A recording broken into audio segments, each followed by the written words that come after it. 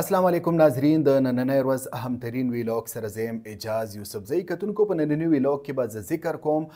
په یورپ کې یعنې په یوکرین کې د روس او د ناټو چې کومه متوقع جګړه ده په دې باندې به زه رڼا اچوم. کتونکو داسې ښکاري چې یورپ هم د جنګونو د وریځو د لاندې راغلي وي. په یورپ باندې داسې امکان دی، داسې په نظر راځي چې د جنګونو وریځې خورې شوي وي. درې ورځې وړاندې د یوکرین لخوا د روسي علاقو باندې میزایل حمله شوې وه. دغه میزایل چې کوم وی دا امریکانۍ ساخته وي. روس دا دعوه لري چې دا امریکانۍ ساخته میزایل وي او دا تقریبا په هوا کې انټرسپټ کړی شوي دي، یعنې په هوا کې ناکاره جوړ کړی شوي دي. خو ځینې فوټیج داسې ریلیز شوي دي چې د هغې مطابق په روس کې یو شمېر اهداف په نښه کړي وي. د دې وروستو روس چې کوم دی ډېر زیات په غوسه کې راغی. ولادیمیر پوټن ښکاره د جنګ دمکي ورکړله او دی وویل چې زه به داسې وخت اټیک کوم او داسې مقامات په هیټ کوم چې د دې خلکو یعنی د نیټو یا د هغوی چې کوم په یورپ کې اتحادیان دي د دوی د خپو نه به ځمکه وتښتي. کتونکو دا یو داسې بیان و چې ولادیمیر پوټن داسې بیان ورکړی دی چې د دې نه وړاندې د امریکې چې کوم نومنتخب صدر دی ډونالډ ټرمپ په خپل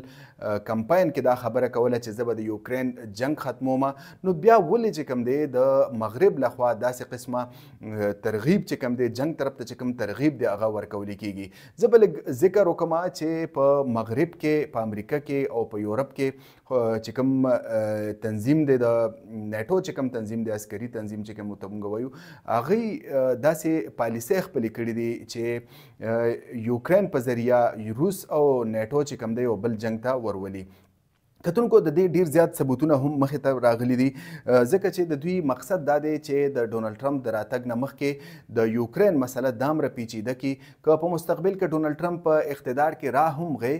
نو د هغه لپاره معامله دامره پیچیده کړي چې هغه تقریبا 3-4 کاله د یوکرین چې کوم د تصفیې حل دی یا د جګړې چې کوم هغه حل روباسي یا جګړه ختمول غواړي،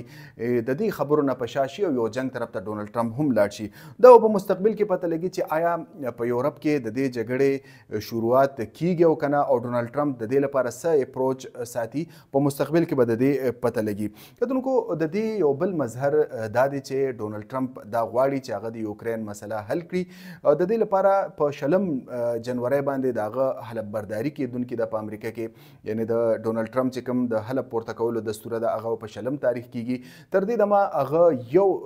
غیر ملکی صدر لا انویټیشن ورکړی دی، هغه چې کوم دی د چین صدر دی شي جینګ پین له هغه په دغه سرمني کې یعنی د حلف بردارۍ چې کومه دستوره ده په دې کې د ګډون دعوت ورکړی دی. د دې څه امپلیکیشن دی، د دې څه سټریټیجیک اثرات راتللی شي. کتونکو د امریکې په تاریخ کې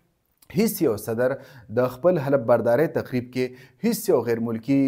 شخصیت لا یعنی غیر ملکی هیډ اف د سټیټ چې ورته موږ ویلی شو د ریاست چې کوم حکمران وي یا مشر وي هغې له دعوت نه دی ورکړی. نو دا به یو داسې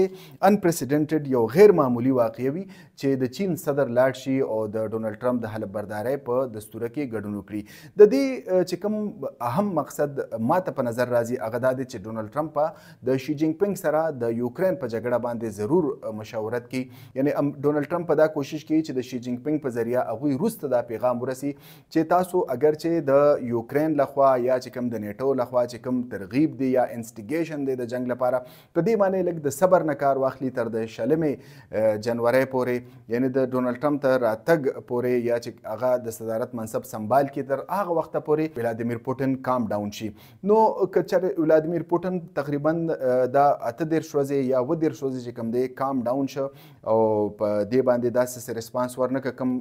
میزایل چې راغلي د یوکرین لخوا په روسي علاقو باندې داغلي شوي دي، په دې باندې د یو شمېر چې کوم انالیست دي هغوی هم دا رای لري چې ولادیمیر پوټن لا یعنې د روس صدر لا په دې معامله باندې لږ غونتې غلی کېدل پکار دي، ځکه چې داسې پاورز دي په یورپ کې خاص کر په نیټو چې کوم تنظیم دی د امریکې د کینیډا او دغه رنګ چې کوم یورپي ممالک دي هغوی دا غواړي چې د ټرمپ تر راتګ نه مخکې یو داسې معامله جوړ کړي چې هغه یو اوږده معامله کې هغه بدل شي، یو جنګ کې بدل شي او ډونالډ ټرمپ په خپل دورې حکومت کې د هغې لپاره داسې خاطرخوا اقدام پورته نه کړي. کتونکو یو بل اهم خبر دا هم دی، بلومبرګ دا خبر ورکړی دی، خبري اداره ده چې نیټو دا اراده لري چې په پولینډ کې کې نوکلیر هتیار یعنی اټمی هتیار الته ولګي ځکه چې پولند چې کوم دی دا د نیټو برخه ده او دوی غواړي چې په پولند کې B61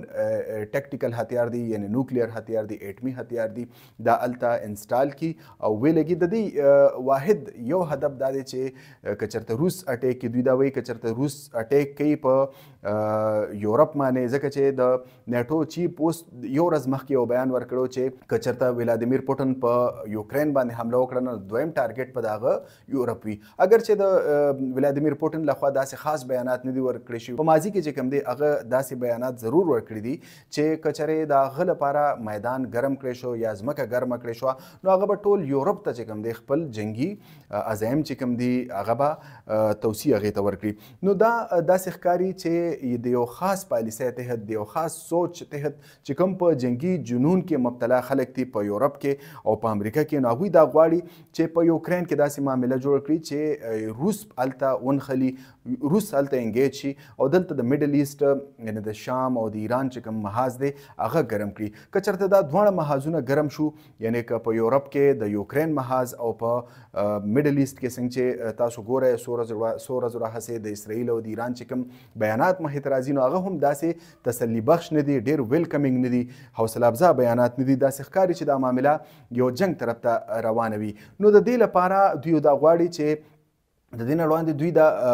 کار وکړه چې په شام کې ایران ته او روس ته چې کوم دی ډېر غټ نقصان ورسول نو دوی دا وایي چې د دې معاملې تکرار په یوکرین کې هم وشي هلته هم مونږ روس له یا چې کوم د هغوی اتحادي دی بلاروس دی ورسره خواته دوی له مونږ یو داسې ټف ټایم ورکو هلته انګیج کو په میډل ایسټ کې مونږ خپل اهداف ترلاسه کړو کتونکو په مستقبل کې به د دې جګړې څه نتیجه راځي دا مونږ ته واضح نه ده اوس چې کوم حقایق دي منظرنامه ده د هغې په رڼا کې ما تاسو ته دا تجزیه وړاندې کړله چې په یوکرین کې هم یو بل جنګ چې کوم دی شروع کېدلی شي کتونکو دا د نننۍ ورځ اهمترین ویلاګ راتلونکي ویلاګ پورې اجاز یوسفزۍ ته اجازت ورکړئ د الله په امان